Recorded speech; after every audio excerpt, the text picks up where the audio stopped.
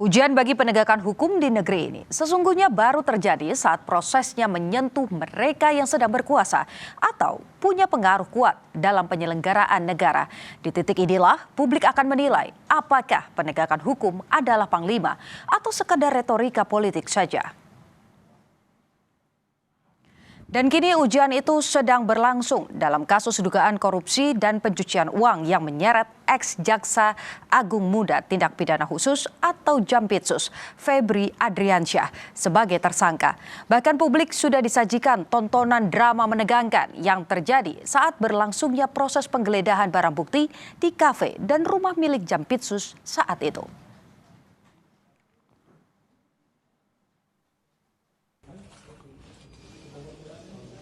Dua institusi penegak hukum berhadap-hadapan dengan senjata lengkap. Penyidik polisi yang menggeledah datang dengan kawalan pasukan BRIMOB bersenjata.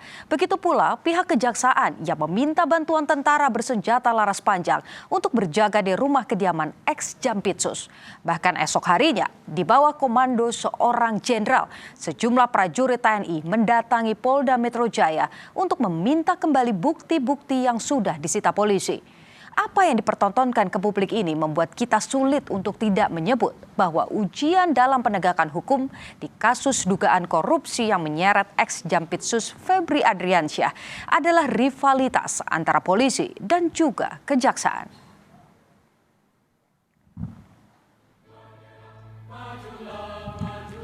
Presiden Prabowo pun turun tangan, tidak saja menegur aparat penegak hukum untuk introspeksi, tetapi juga memanggil Menteri Pertahanan, Kapolri, Panglima TNI, dan Jaksa Agung ke Istana Negara.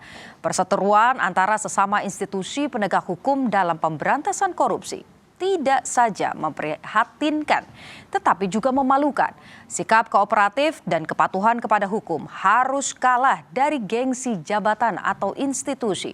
Belum lagi bila ada praktik backing yang melibatkan pejabat tinggi negara dan terjadi politisasi kasus, maka penegakan hukum akan semakin tumpul ke atas.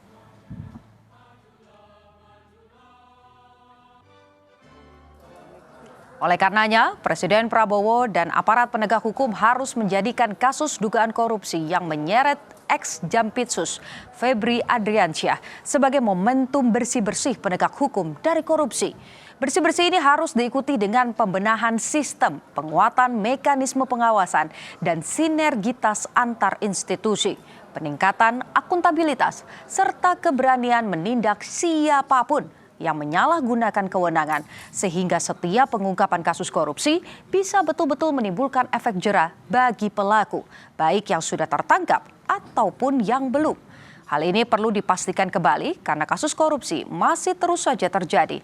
Negara tidak boleh terjebak dalam pertarungan antar lembaga, tetapi fokus untuk memastikan proses hukum berjalan profesional, independen, dan juga transparan. Inilah yang jadi ujian selanjutnya, saudara. Pasca pelimpahan kasus ke kejaksaan, baik polisi dan kejaksaan harus bisa menjawab skeptisme publik bahwa penanganan kasus dugaan korupsi dan pencucian uang dengan tersangka ex-Jampitsus Febri Adriansyah akan berjalan independen dan transparan.